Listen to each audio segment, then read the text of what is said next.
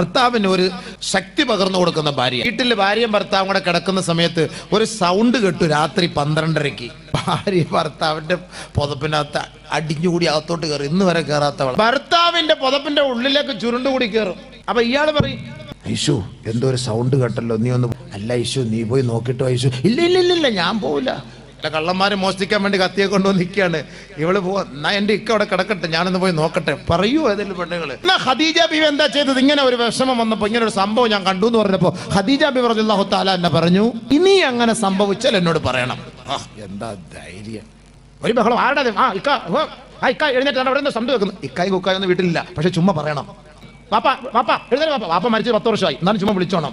വാപ്പ ചിലപ്പോൾ കബറിൽ എഴുന്നേറ്റ് വരാൻ സാധ്യതയുണ്ട് ആ സമയത്ത്. വിളിച്ചോണം.